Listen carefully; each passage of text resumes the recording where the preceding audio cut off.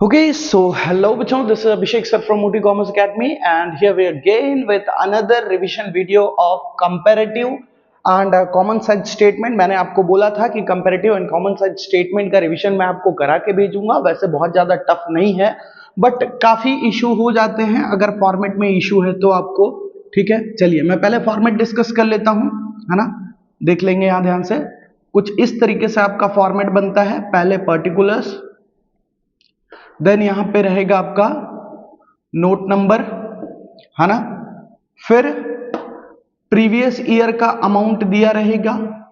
Then उसके बाद जो आपका अमाउंट आता है वो करंट ईयर का दिया रहता है। ठीक है, ध्यान दीजिएगा, ये जो 4 पॉइंट है ये तो क्वेश्चन का पार्ट रहता है ना। इसको नंबरिंग किया जाता है, भाई आपका सॉल्यूशन आसान हो इसलिए यहां नंबरिंग किया जाता है 1 2 3 4, है ना। और ये 5th 6th जो रहता है वो आपका आंसर का पार्ट होता है। ठीक है, यहां से लेके 4 नंबर तक आपका क्वेश्चन रहता है, एंड लास्ट में ये जो 2 पॉइंट है वो आपका आंसर का पार्ट होता है। जैसे देखिए यहां पे ये जो रहता है इंक्रीज डिक्रीज अमाउंट में बताना रहता है, नंबर 5, है ना। नंबर 5 कैसे निकलेगा? करंट ईयर का वैल्यू जो भी है प्रीवियस ईयर वाले से माइनस कर दो, मतलब 4 - 3। करंट में से प्रीवियस माइनस कर दो तो आपको पता चल जाएगा कि इंक्रीज हुआ या डिक्रीज हुआ। ठीक है, एंड लास्ट जो ये पॉइंट रहता है वो होता है हमारा इंक्रीज डिक्रीज परसेंटेज, कितना परसेंटेज इंक्रीज या डिक्रीज हुआ, है ना। तो ये हमको निकालने के लिए क्या करना पड़ेगा? 5/3 इंटू 100। जितना भी इंक्रीज डिक्रीज हुआ उसको बेस ईयर से डिवाइड करके आप इंटू 100 कर देंगे तो आपको मिल जाएगा कि कितना अमाउंट, कितना परसेंटेज हमारा इंक्रीज या डिक्रीज हुआ है। चलिए कोई क्वेश्चन पे डिस्कस कर लेता हूं मैं पहले।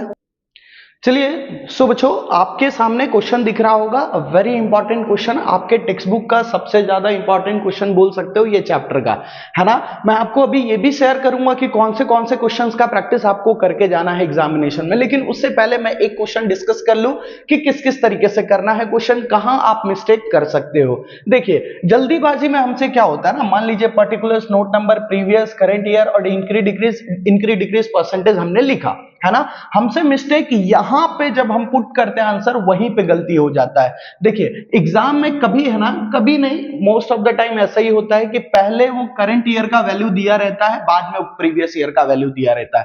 अगर आप यहां ध्यान से देखेंगे तो 31/3/2017 का वैल्यू दिया है, मतलब ये करंट है ना, ये करंट ईयर का वैल्यू है, और ये जो है ये प्रीवियस ईयर का वैल्यू है।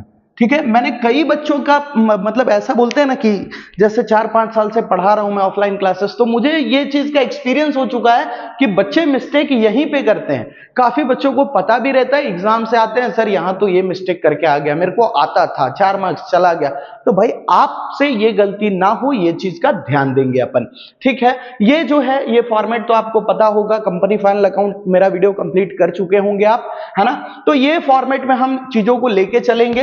देखिए पहले सेल्स रेवेन्यू जो भी गिवन है हमको, 14 लाख प्रीवियस ईयर का अमाउंट है, 14 लाख लिख लेते हैं, 14 लाख। करंट ईयर का अमाउंट कितना है? 16 लाख, है ना। इंक्रीज डिक्रीज का फॉर्मूला क्या था? करंट में से प्रीवियस को माइनस करो, दैट मीन्स ये कितना आ जाएगा? 2 लाख, है ना। अब इंक्रीज डिक्रीज पता करना है तो कैसे करेंगे? तो 2 lakh divide by 14 lakh into 100। देख लेते हैं हम इसका आंसर क्या आ रहा है, 14.29, 14.29%। ये हमारा इंक्रीज डिक्रीज परसेंटेज आ रहा है। वो मैंने आपको तरीका बताया, 5 मतलब जितना इंक्रीज या डिक्रीज हुआ है डिवाइड बाय प्रीवियस ईयर कर देना, इंटू 100 कर लेना, आपका 6ठे नंबर का वैल्यू आ जाएगा। आते हैं अदर इनकम पे। अदर इनकम में देख लेते हैं क्या क्या दिया है। जल्दीबाजी नहीं करेंगे, पहले मैं 2.5 लाख ही लिखूंगा, कोई गलती होने का चांस नहीं होना चाहिए। 3 लाख यहां हो जाएगा हमारा 50,000, and here 50,000 divide by 2,50,000 into 100, है ना। तो करेंगे तो इसका वैल्यू हमारा कुछ आ रहा है 20%। लिख लेते हैं 20%, बराबर।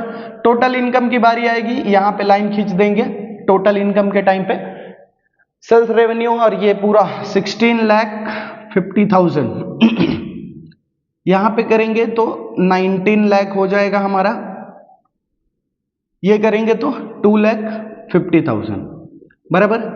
तो 2,50,000 डिवाइड बाई 16,50,000 इंटू 100 कर लेना, वैल्यू आएगा 15.15.15।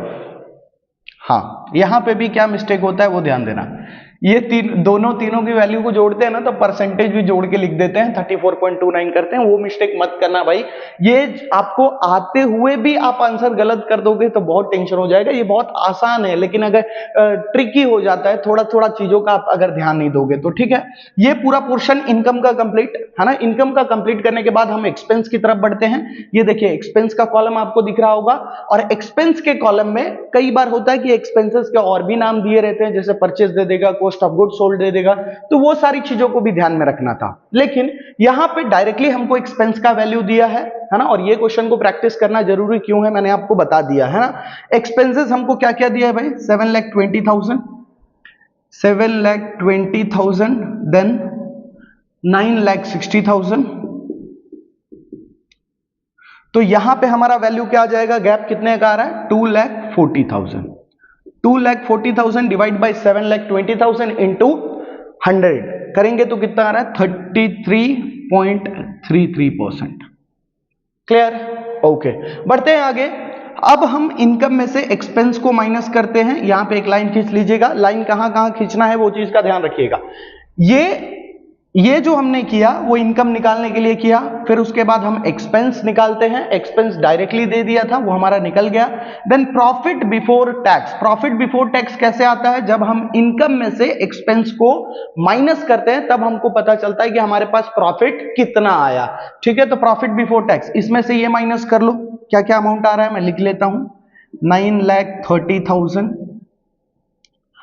9,40,000 बराबर। अब इसको ये देख लेना कितना आ रहा है, 10,000। परसेंटेज निकालो, 10,000 डिवाइड बाई 9,30,000 इंटू 100 आएगा हमारा 1.08। क्लियर, यहां तक क्लियर। बढ़ते हैं आगे सर। अब आता है प्रॉफिट बिफोर टैक्स आने के बाद इनकम टैक्स जो भी रहेगा, इनकम टैक्स रेट देखिए 30% दिया है, वो आप इसमें से निकाल लेना। निकालोगे तो 2,79,000 आ रहा है, 2,79,000। 30% था ना, 30%। तो 30% प्रॉफिट बिफोर टैक्स जो भी है उसका 30% निकालोगे, 2,79,000 आएगा। ये करंट ईयर का निकाल लो, कितना आ रहा है, 2,82,000, 2,82,000 बराबर। 3,000 का गैप है, कर लेंगे। परसेंटेज निकाल लो, 1.08 ही आ रहा है, 1.08। अब निकाल लो profit after tax, it is 6,51,000। बहुत कुछ टेंशन नहीं था भाई, बस जो गलतियां हो सकती थी आपसे मैंने वो आपसे डिस्कस कर लिया। ठीक है, 7,000 का गैप है, परसेंटेज 1.08। देख लो क्या क्या चीजें हुई भाई। ये हमारा जो सेम क्वेश्चन बस इस फॉर्मेट में दिया रहता है, उसको आपके कंपनी फाइनल अकाउंट का जो हमारा फॉर्मेट है ना, उस फॉर्मेट में लेकर आना पड़ेगा। पहले पूरा इनकम, देन फिर उसके बाद एक्सपेंसेस। इनकम में से एक्सपेंस माइनस करेंगे तो हमारा क्या बनता है, प्रॉफिट बिफोर टैक्स, है ना। फिर प्रॉफिट बिफोर टैक्स में से टैक्स माइनस करेंगे अगर दिया है क्वेश्चन में तो, है ना। देन प्रॉफिट बिफोर टैक्स जो भी इनकम टैक्स रहेगा वो माइनस करने के बाद प्रॉफिट आफ्टर टैक्स आ जाएगा। ठीक है, आई होप लॉजिक क्लियर है। क्या क्या मिस्टेक नहीं करना है उन चीजों का ध्यान में रखिएगा। करंट को ध्यान से पहचानिएगा, कई बार इधर दे देगा तो इधर ही सही, इधर दिया है तो इधर सही। ईयर तो पहचानने आता ना भाई, 2018 दिया, 2017 दिया, 2018 करंट होता है, 2017 प्रीवियस हो जाएगा, है ना। तो ये फॉर्मेट पे आप ध्यान लगाएंगे। ओके, कुछ चीजें और जो मुझे डिस्कस कर लेना चाहिए, क्या क्या चीजें आपके लिए इंपॉर्टेंट हो जाएगा। इलस्ट्रेशन नंबर 1 से लेके इलस्ट्रेशन नंबर 6 तक ये आपको प्रैक्टिस करके जाना पड़ेगा एग्जामिनेशन में। ठीक है, इलस्ट्रेशन नंबर 1 से लेके इलस्ट्रेशन नंबर 6 तक, जिसमें सेकंड वाला क्वेश्चन जो है, सेकंड इलस्ट्रेशन जो है वो वेरी इंपॉर्टेंट में मार्क कर लीजिएगा, है ना। इलस्ट्रेशन 1 से 6 तक आप प्रैक्टिस कर लेंगे, ये आपका जो कंपैरेटिव स्टेटमेंट है वो पूरी तरीके से क्लियर हो जाएगा। करना कुछ नहीं रहता, ये पूरा यहां तक क्वेश्चन का पार्ट। इंक्रीज डिक्रीज में आप अमाउंट बताते हो करंट माइनस प्रीवियस करके, और इंक्रीज डिक्रीज परसेंटेज में ये जो अमाउंट आया उसको डिवाइड करते हो प्रीवियस ईयर वाले अमाउंट से और इनटू कर देते हैं 100। ठीक है, कई बार ऐसा दे देता है, देखो जैसे लिख दिया मेरे को एक्सपेंस है ना। एक आपका क्वेश्चन है, निकाल लेता हूं मैं, निकाल लेता हूं वो क्वेश्चन, तो ज्यादा आसानी होगी। आपके टेक्स्ट बुक होंगे ना हाथ में, तो हेल्प हो जाएगा आपको।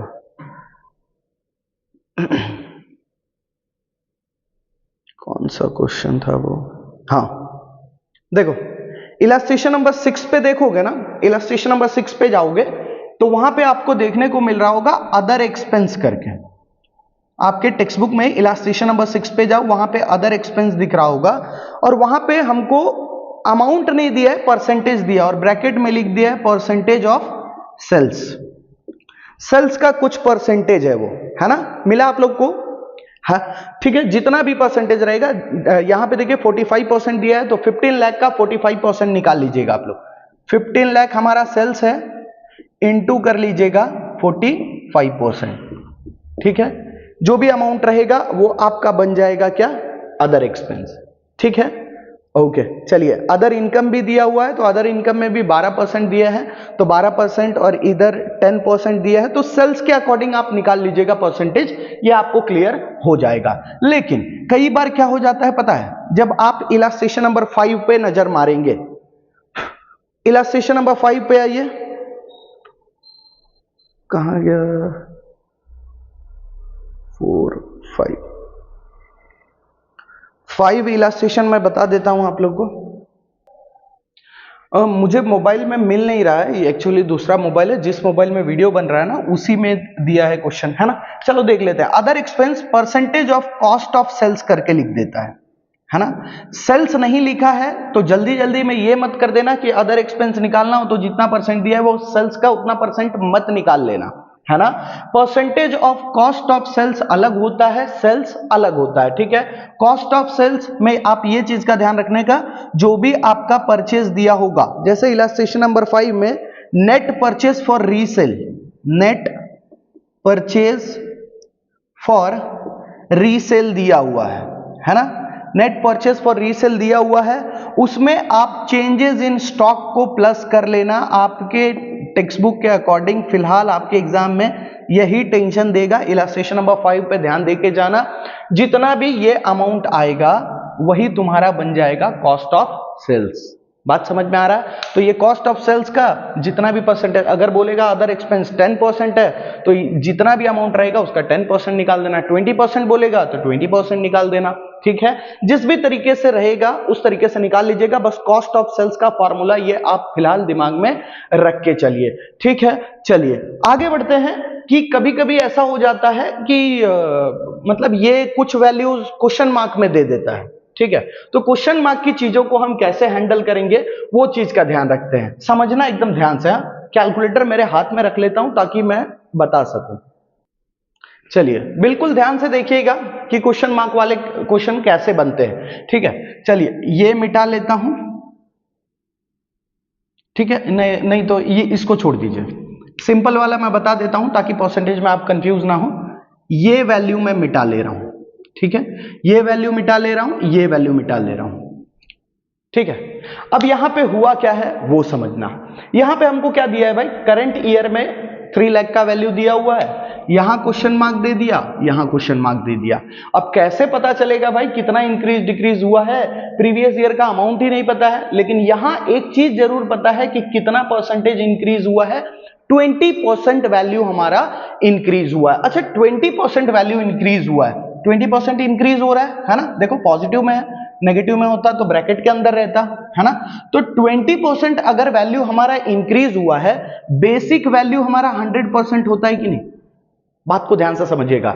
और ये 100% का वैल्यू हमको नहीं पता है, 100% का वैल्यू हमको नहीं पता। लेकिन क्या हमको 120% का वैल्यू पता है क्या, वो कितना हो जा रहा है, 3 लाख। साइड में जाएंगे और फटक से वर्किंग नोट लिख के आप क्वेश्चन मार्क वाले अगर क्वेश्चन आएंगे तो इस तरीके से करेंगे कि मेरे को 100% वाला वैल्यू नहीं पता, लेकिन 20% बढ़ के उसका वैल्यू करंट में कितना हो जा रहा है, 3 लाख। एक तभी 20% बढ़ा तभी तो 120% हो रहा है, देखो ना। तो 100 का वैल्यू नहीं पता लेकिन 120 का वैल्यू पता है, तो 100 का वैल्यू पता करने के लिए क्या करेंगे, हम क्रॉस मल्टीप्लाई करेंगे। That means 3 lakh into 100 divide by 120, point समझ में आ रहा है? अब इसको जिस भी तरीके से है कट पिट करके आप आंसर लाओगे तो पता चलेगा कितना आ रहा है। 3 लाख इंटू 10 डिवाइड बाई 12 कितना आ रहा है? 2,50,000। देखिए आ गया कि नहीं वैल्यू? 2,50,000 आ गया। अब पता चल जाएगा ये कितना है, 50,000 है कि नहीं? बात समझ में आ रहा है? चलिए एक और क्वेश्चन, चलिए इसी क्वेश्चन में मैं थोड़ा सा चेंज कर लेता हूं। ये 2,50,000 दिया है, लेकिन ये वैल्यू के जगह पे हमको दे दिया है question mark. Same rule apply करेंगे, सेम रूल अप्लाई करेंगे, घबराना नहीं है ना। ये बेस वैल्यू दिया है, मतलब 100% का वैल्यू दे दिया है मुझे। कितना दे दिया है? 2,50,000। 100% का वैल्यू मुझे कितना दे दिया है? 2,50,000। ठीक है, बेस वैल्यू मुझे पता है, करंट कितना है मुझे नहीं पता। यही बात है ना? तो करंट का वैल्यू होना कितना चाहिए था? अगर ये 100% है, इंक्रीज कितना? 20% ना, मतलब ये 120 है। 100% का वैल्यू मुझे पता है, लेकिन 120% का मुझे वैल्यू नहीं पता है। वो कैसे निकालेंगे? क्रॉस मल्टीप्लाई कर दो, जिस पे दो वैल्यू है ऊपर रखो। 2,50,000 इंटू 120, 100 बेचारा अकेला है ना, उसको नीचे रख देंगे। आप निकालोगे तो इससे आपको एग्जैक्ट वैल्यू यहां पे 3 लाख आ जाएगा। लॉजिक क्लियर है? एकदम सिंपल सा कॉन्सेप्ट लेके चलना। यहां कितना इंक्रीज या डिक्रीज वो सब आपका आसान हो जाएगा। एक बार प्रैक्टिस कर लेना क्वेश्चन मार्क वाले क्वेश्चन को, तो उससे चीजें आसान हो जाएगी। ठीक है, जो जो मैंने क्वेश्चन बोला उसको अच्छी तरीके से प्रैक्टिस करना। कॉमन साइज वाले क्वेश्चन एक मैं बता देता हूं, वन शॉट रिवीजन वीडियो है तो बहुत ज्यादा मैं डीप में तो नहीं जा पाऊंगा, लेकिन एक क्वेश्चन मैं कॉमन साइज का भी बता देता हूं आपको। चलिए बोर्ड पे ध्यान देंगे, आपको कुछ इस तरीके का क्वेश्चन, मतलब बहुत बड़ा क्वेश्चन रहेगा। इलास्ट्रेशन नंबर 13 को ध्यान दे लीजिएगा, मैं आपको बस बेसिक बता रहा हूं कि कैसे करने वाले हैं आप। ठीक है, लेट सपोज करते हैं हमने ये क्वेश्चन शुरू किया। ठीक है, परसेंटेज टू सेल्स डाल देता हूं। करंट है हमारे 31/3/2016 और ये हमारा 31/3/2017 बराबर है। ओके, पर्टिकुलर शुरुआत कहां से होगा भाई? सेल्स से। सेल्स की एंट्री हमने किया है ना। अमाउंट लिख देंगे, प्रीवियस में हमारा कितना था? 37,50,000 और ये हो जाएगा करंट में हमारा। देखो हो गया ना गलती, मिस्टेक हुआ। ये मिस्टेक आपसे एग्जाम में नहीं होना चाहिए। प्रीवियस में हमारा 30 लाख और यहां है हमारा 37,50,000। क्या हम यहां पे भी वही इंक्रीज डिक्रीज करने वाले हैं क्या? नहीं। आप ध्यान देना इसमें होता कैसे है। प्रीवियस ईयर हो या कोई भी ईयर हो, सबको आपको किससे कंपेयर करना है? सेल्स से ही कंपेयर करना है। ये जितने अमाउंट रहेंगे ना जो साल के, उस साल के सेल्स से आप कंपेयर करोगे। अभी हम प्रीवियस ईयर का निकाल लेते हैं कि भाई कितना परसेंटेज है सेल्स से। अब देखो 30 lakh divide by sales into 100। अच्छा सेल्स कितना है सर? 30 लाख ही तो है ना। तो सेल्स को अगर मैं सेल्स से ही कंपेयर करूं तो अपने आप में ये करोगे तो पूरा कितना आ जाएगा? 100%। और ये भी कितना रहेगा हमारा? 100%। अब आ जाते हैं एक्सपेंसेस पे, सेकेंड पॉइंट पे आएंगे। यहां पे हमारा एक्सपेंसेस। एक्सपेंसेस में कौन सा है? Purchase for resale. Purchase for resale, पहले करंट 15 लाख, देन सॉरी पहले प्रीवियस फिर करंट 20,62,000। क्या करेंगे सर? 31/3/2016 में आएंगे और ये ईयर का डेटा कंपेयर करेंगे हम सेल से, और ये ईयर का डेटा हम किससे कंपेयर करेंगे? सेल से। मतलब जो भी नंबर होगा उसको हमको किससे डिवाइड करना है? सेल्स के साथ। कुछ भी पूछा जाए, 2,50,000 divide by sales into 100, 3 lakh divide by 30 lakh into 100। मतलब कॉमन साइज स्टेटमेंट में अगर आपको प्रॉफिट एंड लॉस अकाउंट दिया है तो जो भी अमाउंट है डिवाइड बाई सेल्स इंटू में क्या होगा हमारा? 100। ये चीज का आप ध्यान बना लो। जैसे ये 15 लाख था, डिवाइड बाई 30 लाख इंटू 100, तो ये कितना हो जाएगा हमारा? 50%। बस इसी तरीके से सारे क्वेश्चन सॉल्व होने वाले हैं। ध्यान ये रखना है कि उसी साल के सेल्स से डिवाइड करना है। ये साल का कर रहे हो तो ये साल के सेल्स से डिवाइड होगा, है ना। बात समझ में आ रहा है। और जब हम बैलेंस शीट करेंगे तो बैलेंस शीट के कॉमन साइज में हमेशा किससे डिवाइड होगा?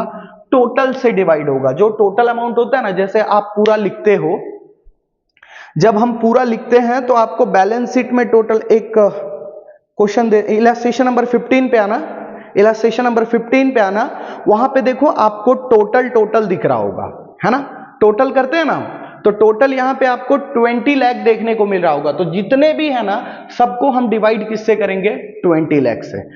Amount divide by 20 lakh into 100, जितना भी परसेंटेज आएगा होते जाएगा। क्लियर है। और 2017 का अमाउंट भी टोटल में कितना है, 20 लाख ही है, तो उसमें भी हमको 20 लाख से ही डिवाइड देना है। बाकी कंफ्यूज नहीं होना है, सबसे ज्यादा आपको कंपैरेटिव पे ही ध्यान देना है और जो इलस्ट्रेशन नंबर 1 से लेकर 6 तक बोला हूं उस पे काम करना है। ठीक है, चलिए।